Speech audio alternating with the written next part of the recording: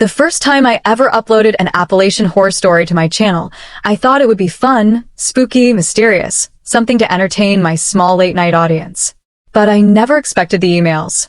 I never expected the submissions. I never expected the things people would confess when they believed someone else might finally understand what they saw in those mountains. Over time, my inbox became a graveyard of strange accounts, headlights that followed people without a vehicle behind them, voices whispering names from hollow tree trunks, pale shadows crouching on roofs, and strange footstep patterns repeating in perfect loops around campsites. Some stories felt exaggerated, others too dramatic, but a few felt wrong in that way where you don't think someone made it up, you think someone survived it. This story is a collection of 3 listener submissions. I stitched them together, arranged them into one narrative, but I kept their words as intact as possible. And the deeper I went, the more I realized their stories overlapped in one terrifying way. Each of them described something that behaved like a human, but was not human at all. The first story, the girl from the switchback road. Her email started simply, "Please don't read my name. Just call me A." A was a college student traveling through eastern Tennessee on her way back home. It was winter, snow dusting the pines, fog rising from every dip in the mountains. She stopped at a gas station before climbing a long, twisting series of mountain switchbacks leading into North Carolina. As she drove through the first turn, her radio, which was streaming one of my older playlists, cut out with a burst of static. She tapped the console, smacked the side, but the playlist wouldn't return. Then, about a mile up, she saw something that made her slow down, a girl walking the shoulder of the road. No coat, no shoes, just a thin blue dress fluttering in the icy winds. A rolled down her window an inch. "Do you need help?" she called out. The girl didn't respond. Not at first. Then she turned slowly, like someone whose head was heavier than her body. Her hair was soaking wet, hanging in strings across her face.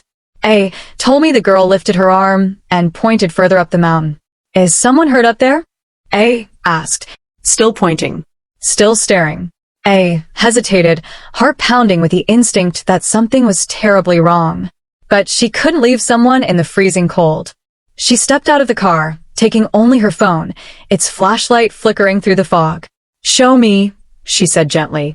The girl turned and walked ahead, barefoot on ice, without flinching. They walked about 50 yards before the fog thickened into a wall. The girl slipped into it, vanishing like she'd stepped behind a curtain. A rushed forward.